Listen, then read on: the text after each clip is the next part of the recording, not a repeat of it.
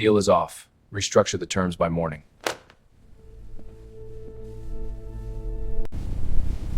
Come here. Let me show you something. She wasn't supposed to be seen. That was the first rule Ren Calloway had given herself when she took the job at Harlow Aviation 8 weeks ago. Keep your head down. Move fast. Don't linger near people who might remember your face. She had gotten very good at all three. It was 5:47 in the morning when she stepped onto the G700, an aircraft so clean and quiet it felt less like a plane and more like a secret someone had built with too much money and very specific taste.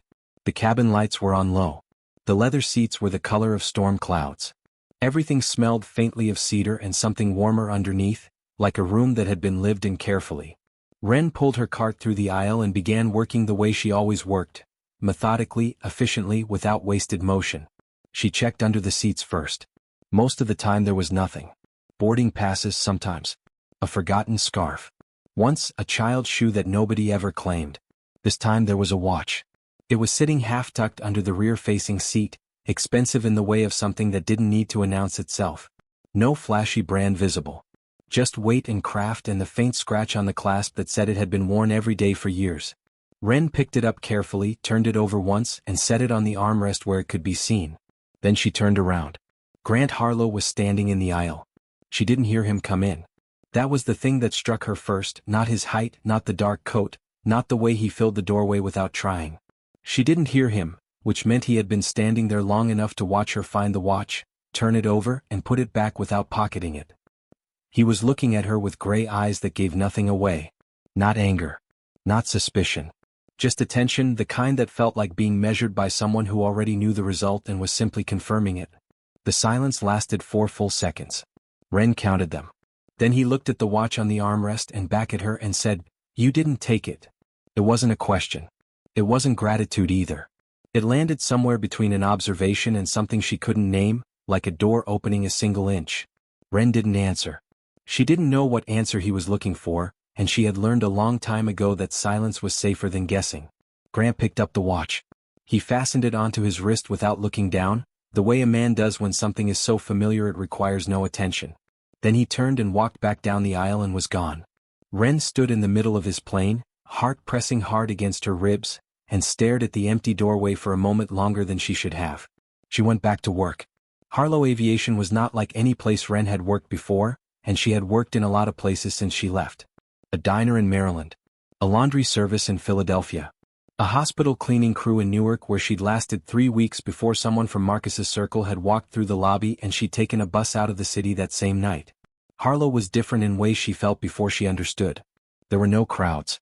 No announcements crackling over intercoms. No long corridors full of strangers moving fast and looking at their phones. The terminal handled private departures only, which meant the people who moved through it had already arranged everything in advance. They arrived, they boarded, they disappeared into the sky. Nobody lingered. Nobody asked questions they didn't already know the answers to. The staff operated the same way. Petra, the head of ground operations, had explained it to Ren on her first day in the blunt and efficient tone of someone who respected competence above everything else. You do your work. You do it well. You don't discuss what you see or who you see it on. That's the whole job. Ren had said, "That works for me." Petra had looked at her for a moment with the expression of a woman who had heard many things and believed fewer of them. Then she'd handed Ren her uniform and said, "Good." 6 weeks in, Ren had the schedule memorized, the supply room organized in a way that saved her 40 minutes per shift, and a reputation among the crew for being the fastest and most thorough on the floor. Petra had mentioned it once, briefly, in the way she gave all her praise, like information rather than compliment. Ren kept her head down. She ate her lunch in the break room with Ruth, who was 63 years old and spent every lunch break doing a crossword and offering observations about the world that were so precise they occasionally stopped Ren mid-bite. She did not think about Grant Harlow. She thought about him constantly. The second time she saw him up close, she wasn't expecting it either. She was moving through the corridor between the crew prep area and the west gate, pushing her cart with one hand and reading the clipboard in the other, when she heard his voice ahead of her, low and unhurried, wrapping up a phone call with the tone of a man who considered every sentence before releasing it. She slowed without meaning to. He ended the call. He was standing near the window that looked out over the tarmac, and he had that quality she'd noticed before, the stillness of someone who was always watching, always cataloging, always a full thought ahead of wherever he appeared to be. He turned before she reached him, the way people do when they've heard something most others would miss. His gaze moved to her face, then dropped briefly to her ear. She was wearing the earring. The single one, small, silver, the left half of a pair her mother had pressed into her palm the morning she turned 18 and left for college. She'd lost the right one 7 months ago in a way she didn't let herself think about too specifically, and she wore the left one every day because taking it off felt like giving something else up. Grant looked at it for exactly 1 second. Then he looked back at her face. He didn't say anything. He turned and walked toward the executive wing, and his footsteps made almost no sound on the polished floor. Ren stood in the corridor and pressed 2 fingers briefly to her ear. She kept walking. The storm came in on a Thursday. It wasn't forecast to hit until evening, but by 1 in the afternoon the sky had gone the color of old pewter and the wind was pushing sideways across the tarmac in long, irritable gusts. Departures were pushed back. The terminal filled with the particular tension of expensive people being made to wait. Ren was restocking the crew supply room, which was a narrow, organized space behind the east gate that smelled like industrial cleaner and dryer sheets. She was counting linens when she heard the door open behind her. She assumed it was Calvin, who had a habit of appearing in random locations and then explaining he was just passing through. She didn't turn around immediately.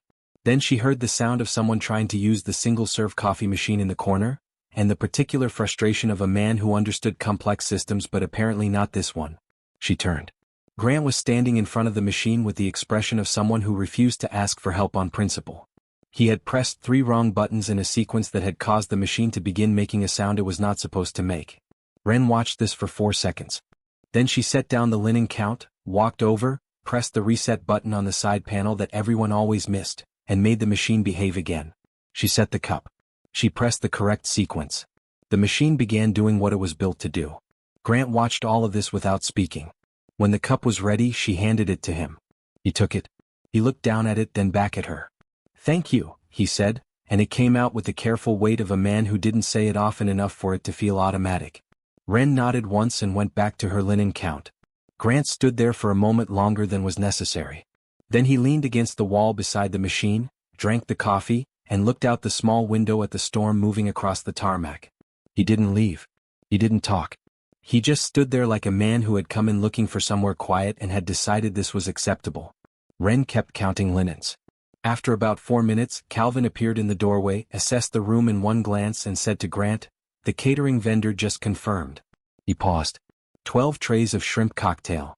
Grant turned his head slowly. "For Alderman Pierce. For Alderman Pierce. Who has been publicly allergic to shellfish since 2019. That is correct. Handle it." Calvin's expression remained perfectly neutral.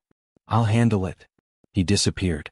Ren had her back to both of them, but she felt the corners of her mouth pulling upward, the involuntary kind, the kind she hadn't felt in a long time.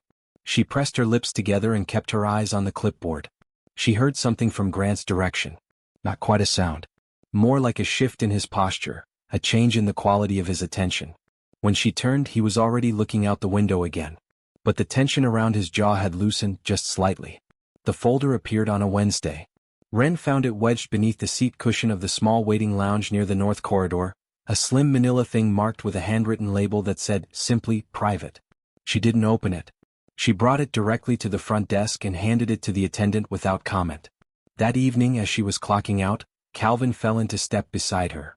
"The boss wanted me to tell you," he said in the tone of a man delivering a message he found mildly interesting, "that if you ever come across anything sensitive, anything at all, you can bring it directly to him." Ren stopped walking. Why would he say that to me specifically? Calvin looked at her with the calm, measuring expression she'd come to recognize as his version of saying something without saying it. "Because you're the one who found it," he said.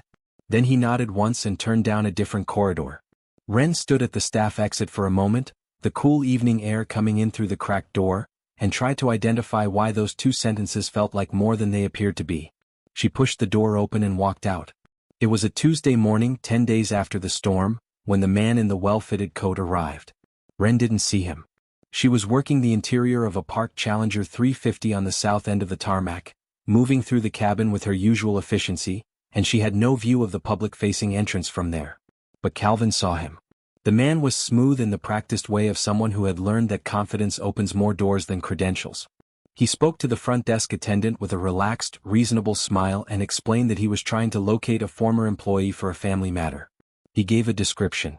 A name. He left a business card and thanked the attendant warmly and walked back out through the glass doors. Calvin picked up the card from the desk without being asked. He ran the name in his system within 4 minutes. He walked directly to the executive floor without stopping at his own desk. Grant was mid-meeting with 2 men in suits when Calvin knocked twice and opened the door without waiting. Grant looked up. The men in suits looked at Calvin. Calvin's expression was the one that meant whatever was happening in this room was less important than whatever was in his hand. Grant said, "Give me a moment," to the men in suits. He stepped into the corridor. Calvin handed him the card. Grant read the name. Nothing moved in his face. Not his jaw, not his eyes, not the set of his mouth. He handed the card back to Calvin. "The meeting is done for today," he said. "Tell them I'll reschedule." Then he walked to the window at the end of the corridor and stood there, looking down at the tarmac below. Ren was down there. Small, efficient, moving between aircraft with her cart. She had been working here for 8 weeks. She had no idea that the name on that card was one Grant had been building a case against for 14 months. He had been looking for the edges of Marcus Deal's network for over a year. He had financial records, communication transcripts, testimony from 3 other women who had passed through Deal's operation and come out the other side with nothing but trauma and debt. He had not known that one of them was down there on his tarmac, wearing one earring and counting linens and making his coffee machine behave.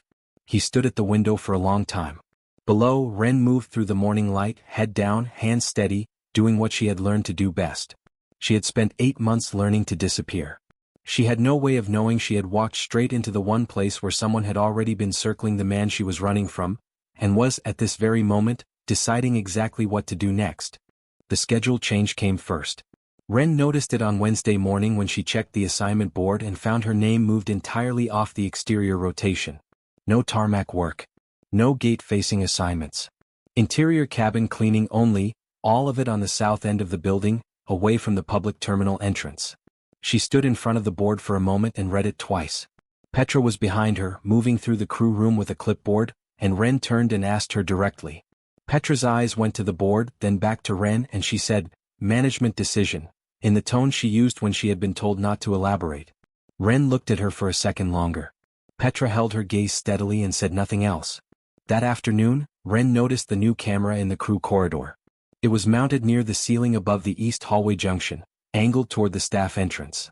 It hadn't been there Monday. She walked past it without stopping, but she clocked it, the way she had learned to clock every change in any environment she occupied. By Thursday she had also noticed that Calvin seemed to be everywhere she was. Not following her, exactly. More like appearing at natural intervals. Near the supply room when she was restocking, at the end of the south corridor when she was finishing a cabin, in the break room when she was clocking out. He was never watching her directly. But he was always there. On Friday morning she'd had enough. She found Calvin near the fuel logistics office and stopped in front of him and said, "Something has changed this week and I want to know what it is." Calvin looked at her with his standard expression, which was the human equivalent of a closed door. Then he said, "I'm not the right person to answer that." "Then who is?" He held her gaze for a moment. "He'll find you," Calvin said. "Give it a day." Ren went to Petra next. Petra said management decision again, this time without meeting her eyes, which told Ren more than the words did. That evening she sat on the edge of her bed in her studio apartment and held her phone and thought about the bus schedule out of the city. She had it memorized. She had memorized the bus schedules out of every city she'd been in since she left Marcus, the way some people memorized emergency exits. She sat there for a long time. Then she put the phone down and went to sleep because running without information was just panic with luggage and she was tired of running on panic. Grant found her on Saturday morning.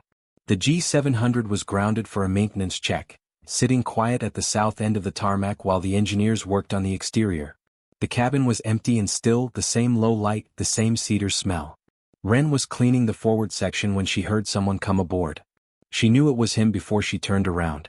She had learned the particular quality of his footsteps.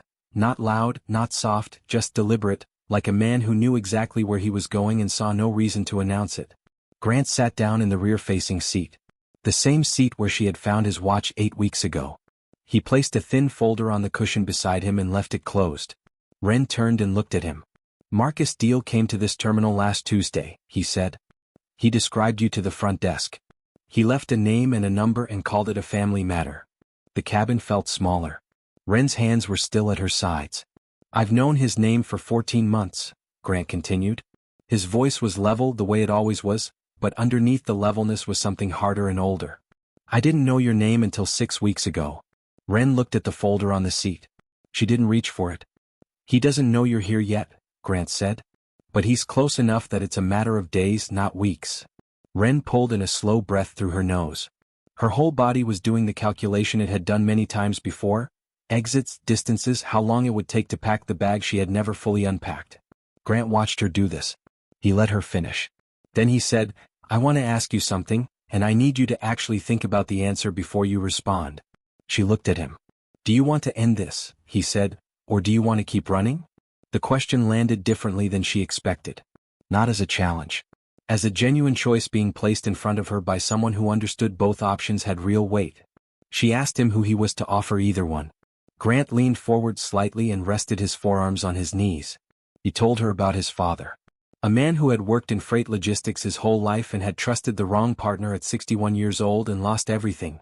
Savings, pension, the small house Grant had grown up in, to a man who had used every legal gray area available to walk away clean. No prosecution. No consequence.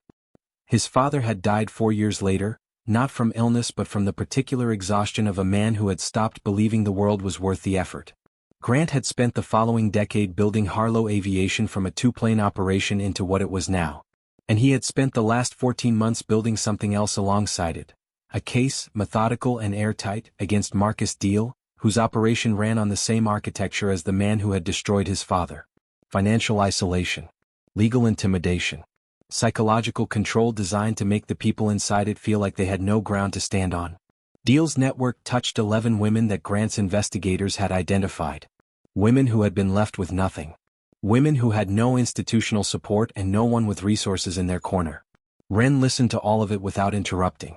When he finished, she asked the question that had been sitting at the center of everything since the supply room, since the camera in the corridor, since the folder on the seat.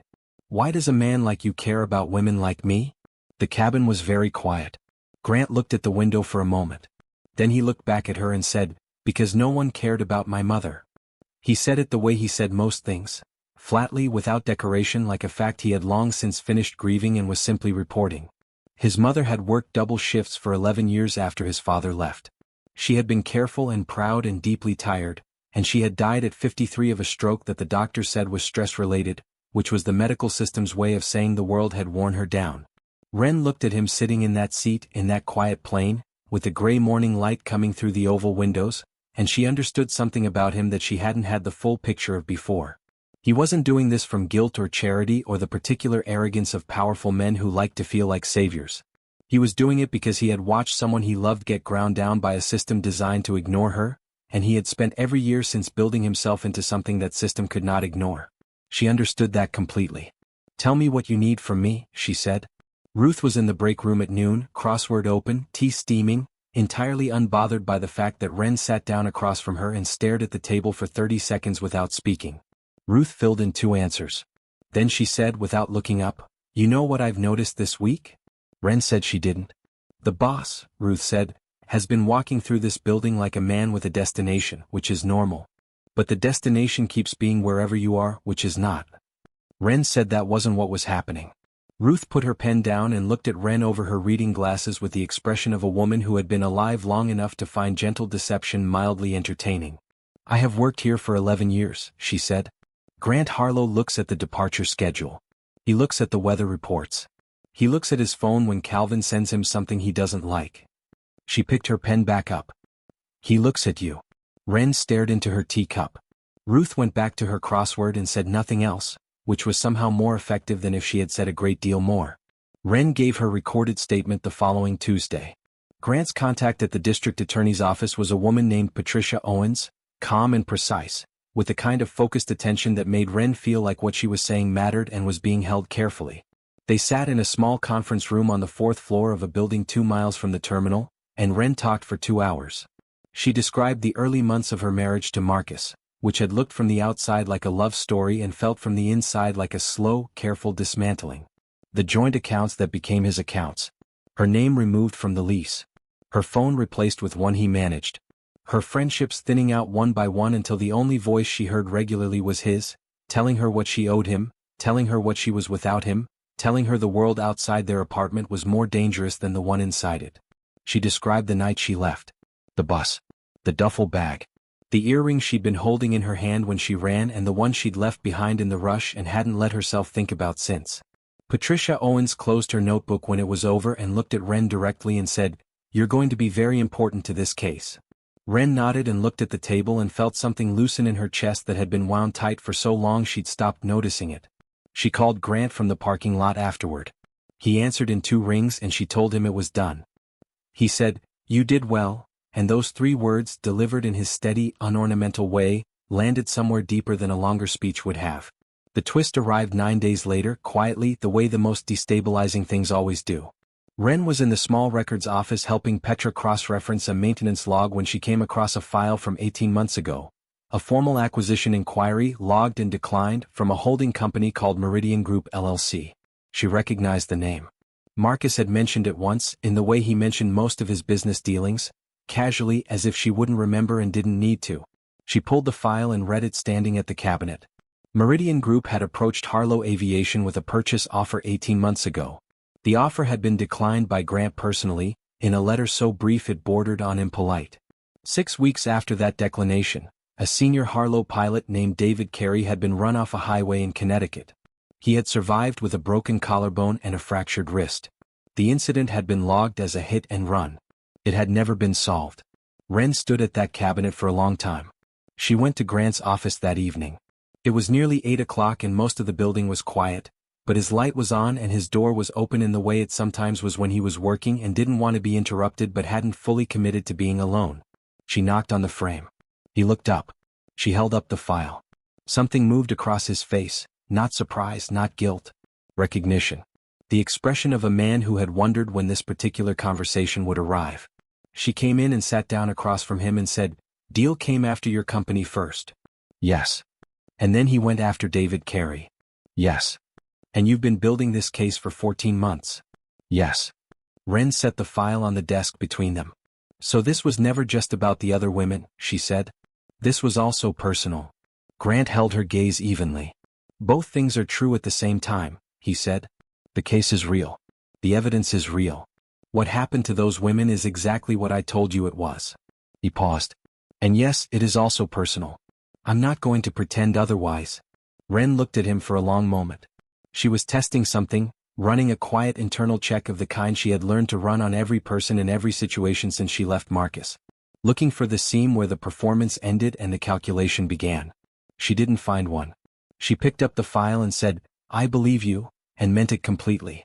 Marcus Deal arrived on a Thursday morning in October. He came through the public entrance with a lawyer beside him and the relaxed expression of a man who had used legal machinery as a weapon so many times that walking into a room with it felt routine.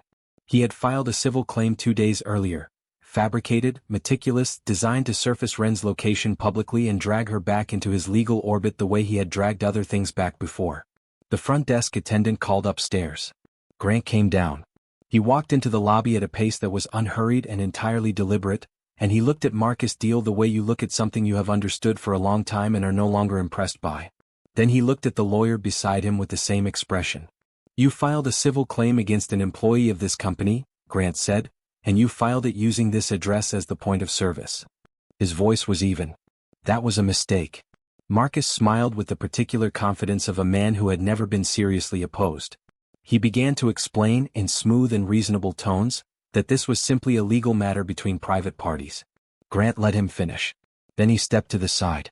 Grant's legal team was already arranged behind him, 3 people with folders, standing in the kind of organized quiet that meant everything had been prepared in advance. Calvin was near the door. And through the glass front of the terminal, 2 federal vehicles were pulling to the curb.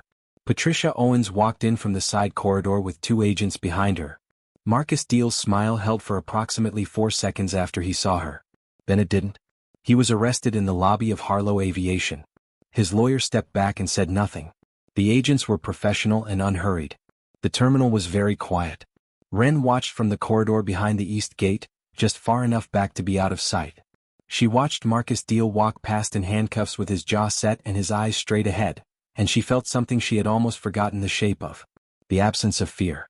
She reached up and touched the single earring. 3 weeks passed. Then 4. The case moved. Deals Network began unraveling the way Grant had said it would, strand by strand, each one pulling the next. 2 other members of his operation were picked up in separate cities.